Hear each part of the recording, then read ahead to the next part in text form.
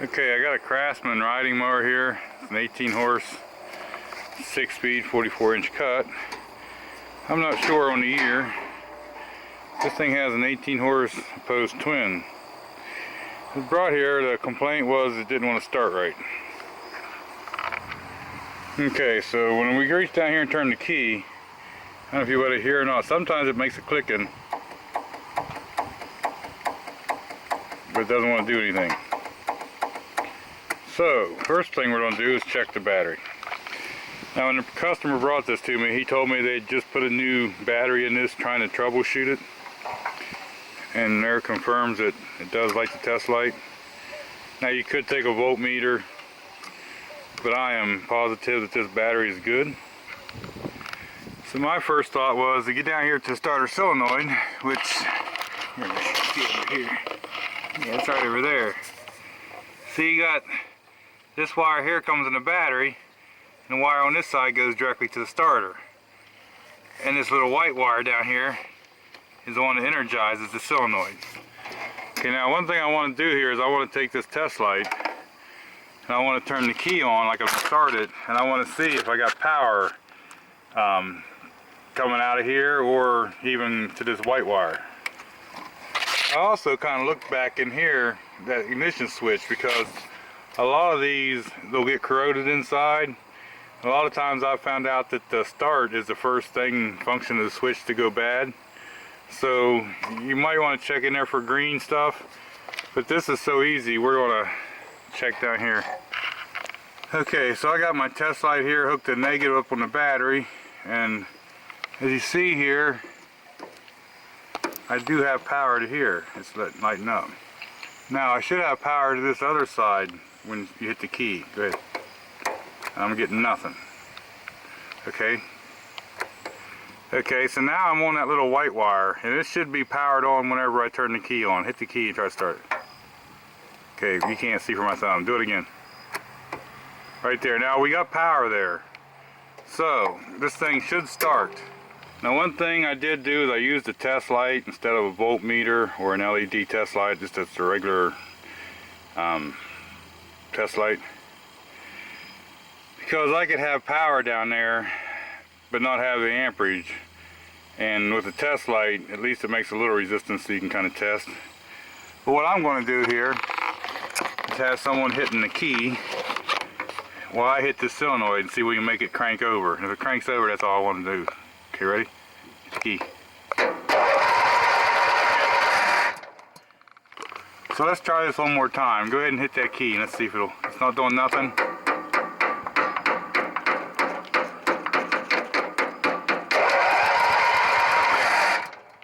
So anytime we hit that solenoid, took a few hits the second time, but that's telling me that pretty sure that the solenoid is the culprit. Now, like I say, these ignition switches and stuff are bad on some of these. So what we're going to do is, seeing how everything seems clean, all the connections and everything, is we're just going to go ahead and get to doing that solenoid.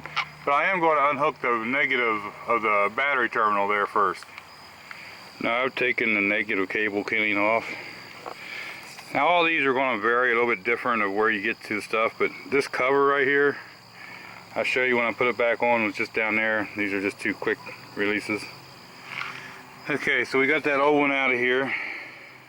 Okay, now this little white wire here that goes to the little terminal that energizes the solenoid, you might want to check it too for corrosion or whatever, or if it's loose, because that'll make it not want to start with the key. But this one felt fine, it's pretty clean. So off with the old solenoid here, and here's the new one I got. Now if you notice, the bracket's a little different. This one just has the brackets in the back, where this one has both, so it's kind of a universal. This is fine the way they did the thing. They give you a terminal to push that on. One thing about this, if you notice, these are like copper, the threaded parts. So when you put these back on, snug is good.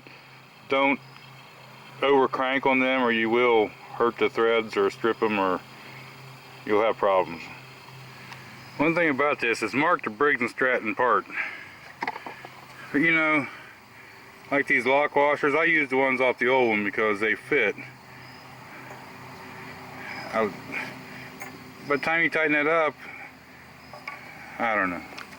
Anyway, the solenoid I got bolted on. I've tightened the 2 wires up and pushed that terminal on. So the next thing to do is hook this battery back up and see what we got there. Okay, now that she's on there, let's just see. Every time with the key.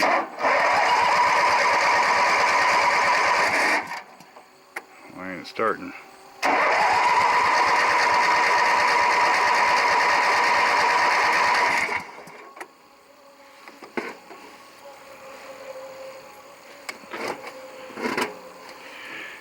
Alright.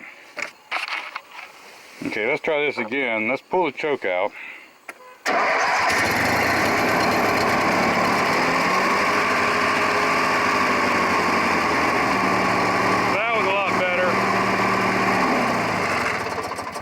I should have knew better than trying to start without the choke on.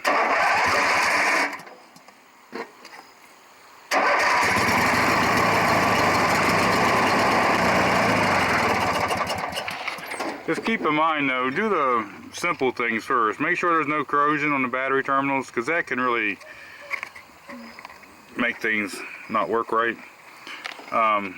Keep in mind that ignition switch is cheap, and a lot of times they'll get a little bit of moisture in there and do it.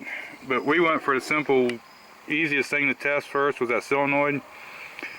The energizer wire lit up, but the solenoid didn't activate, and tapping it with a screwdriver handle made it activate. So, and that cover's really simple. You just push the little teeth in back there, and you just turn them in and twist them, and they click in.